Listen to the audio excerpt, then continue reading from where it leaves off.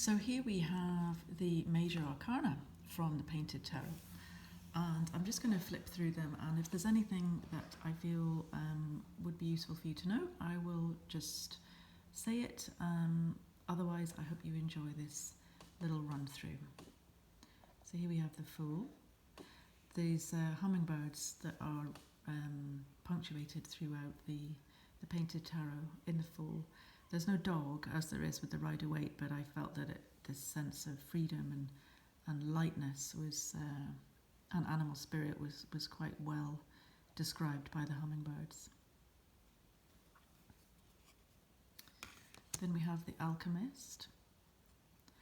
This is not the first incarnation of this card. The first incarnation was the more traditional Magician, which looked more like the Rider-Waite interpretation of the man with the one arm up and one arm down, and all of his elements out on the table.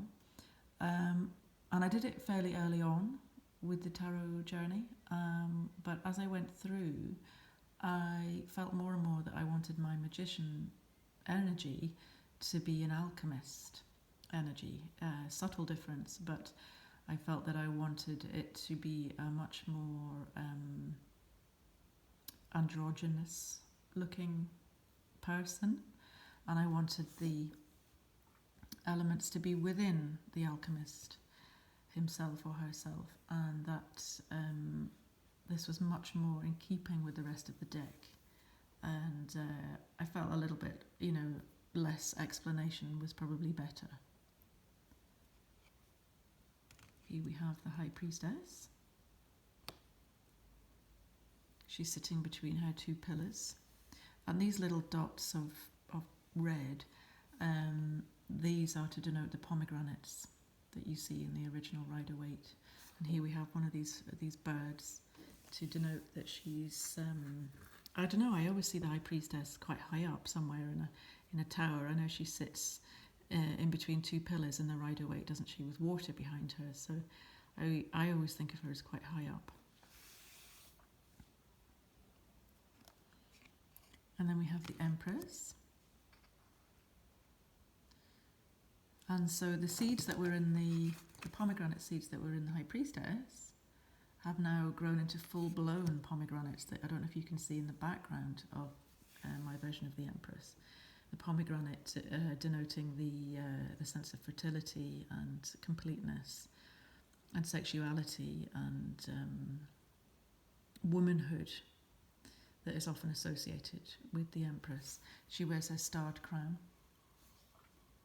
and she also has the symbol for Venus on her arm, and she's a much more gentle depiction of the Empress, I suppose. The one in the Rider-Waite deck is she's a bit more queenly, whereas I wanted my Empress to just be a bit more of an everyday gentle woman. Here we have the Emperor, by contrast, who is actually quite traditional and quite similar to the Rider-Waite. In the background you can see these very barren hills and very stark sense of duty and responsibility and respect, and yeah. Then we have the Hierophant. One eye open, one eye closed. I think the Hierophant originally was a pope, but these days, we are moving away from more conventional religions, and I think the Hierophant can represent something a little bit more individual to each person in terms of higher learning or associations with education or anything that you want to do to make yourself feel more educated in whichever sphere of life you're in. And we have the Lovers. These were inspired by two dancers that I was working with, Joanne and Solène from the Joan Claville Dance Company. And here we have a bird as well that's sort of representing this flight of desire between them, but there's also a kind of push-pull vibe going on. And in the original painting, her dress goes quite far up, so there's this kind of sweeping motion, and her hair is this. I wanted to get this sense of movement with the lovers. And he's looking at her, but she's looking away. A little bit of tension there. Now the Chariot again was a square painting originally, and the hair went off.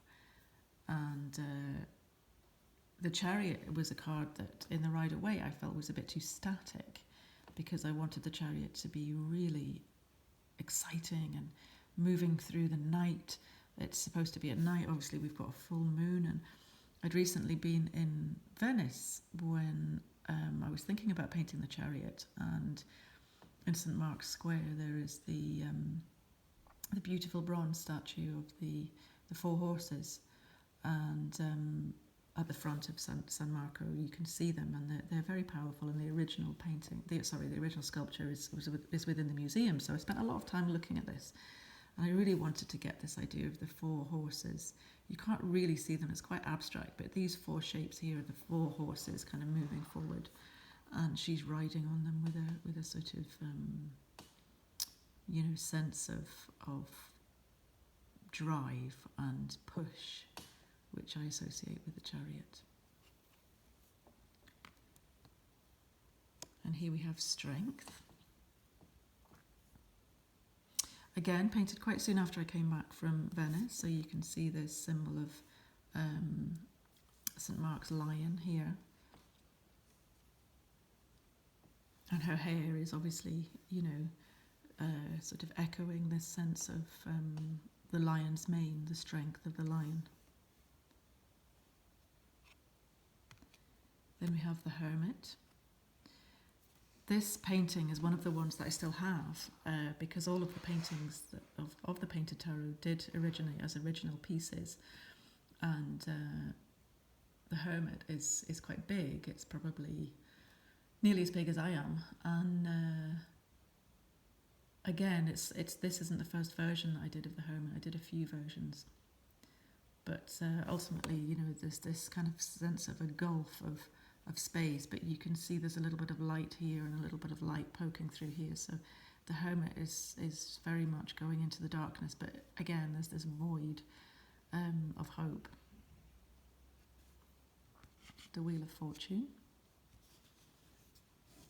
I wanted this to be like a ring of fire that she was sort of encapsulated within, and you can see on the outside we've got these birds, this sort of sense of movement, and echoing the symbols that are in the corner of the Rider-Waite depiction of the Wheel of Fortune.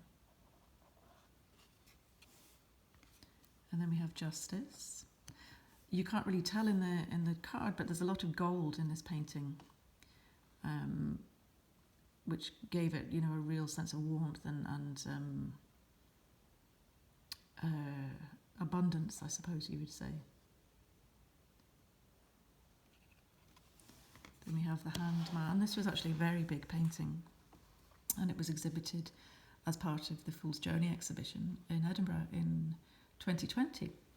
I think the person who bought it actually sometimes hangs it the other way up. It works both ways, but you can see here I wanted this sense of thought and development happening within the head. I didn't want it to be static, even though obviously the Hanged Man is static. I wanted it to be very active. And here we have Death.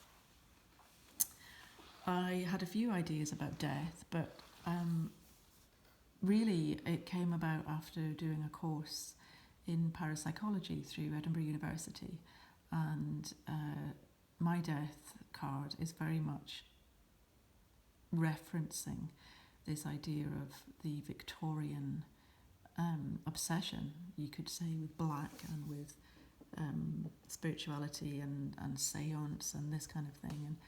And there was a lot of conflicting beliefs around this period of time, in the Victorian period, where evolution was developing rapidly, and then there was a lot of conflict between what people thought, with religion, and then Darwin, and I wanted to get this sense of renewal and darkness sort of living together in my death card. And you can see that she has a veil, and again the hummingbird, this time a black hummingbird. It's quite dramatic, but the green is very much a sense of renewal and new things happening. And we have Temp Prince. She has a hummingbird in her hair. And in here we have a little bit of alchemy. And across here is the water.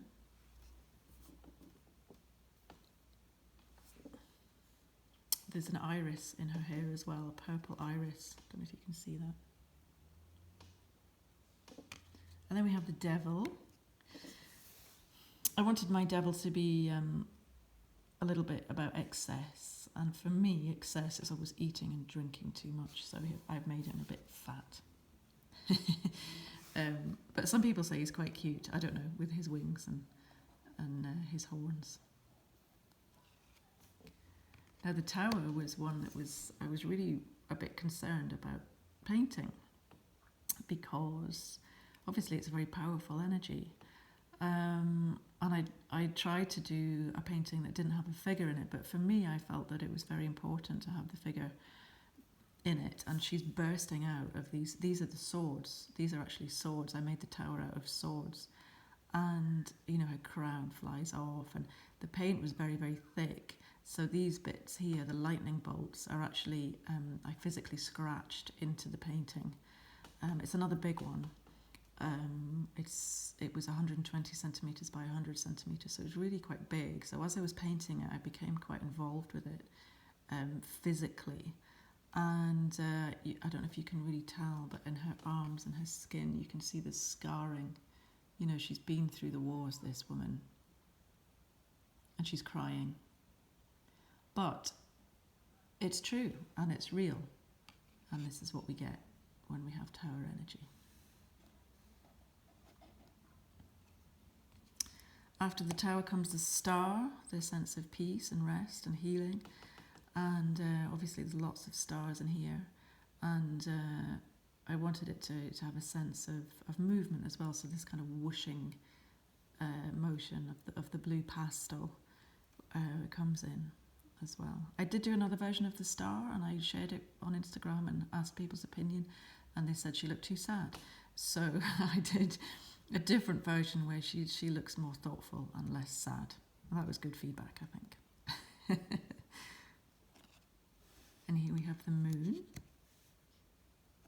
The inspiration for this was a lovely friend of mine who is aging beautifully, and I didn't want the moon to be associated with the older, you know, in traditional depictions, she's sometimes the older woman, isn't she? And but I wanted my moon to be quite ageless. And I felt that the High Priestess, the Empress, and the Moon were the three ages of womanhood, but I wanted them all to be interchangeable and, you know, ageless. And this was something that was quite important to me. And I don't know if you were watching my video of the cups, the suit of the cups, but in the Eight of Cups, which has a full moon in it, the figure in the Eight of Cups has the knots, similar to the moon figure here.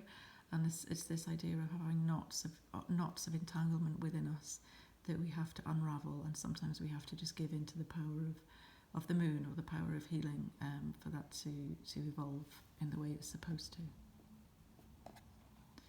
And then we have the sun. I painted the sun after I'd been in Crete, which was hugely wonderful.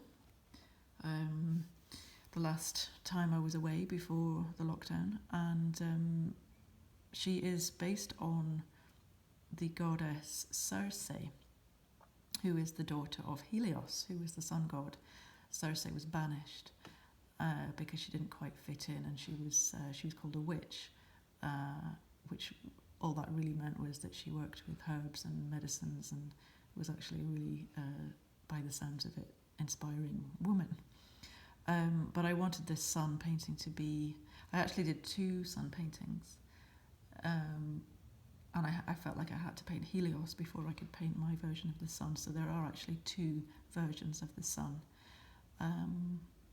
And it was a toss-up between which one I would put in the deck. But again, I asked people's opinions, and they felt that it was this version, the female version, that they wanted in the deck.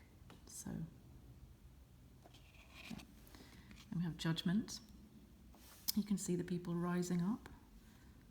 And the trumpet. This one's quite traditionally Rider-Waite-esque in its depiction. And you can see in the crown there's the hummingbirds. And in the wings as well, the angel wings. Judgment. And then we've got the world. So this was by coincidence or design, I'm not sure which, the last painting I painted in the whole deck. And I painted it just as the world was realizing that we were going into a pandemic. So it was around sort of March, April 2020 that I painted this painting. And it felt quite timely and poignant to be connecting to the rest of the world and listening and watching as we all reacted differently towards the stresses and strains of the pandemic. Yeah, you can see here there's a star of hope in the centre, and then we have the hummingbird. Again, the sense of renewal.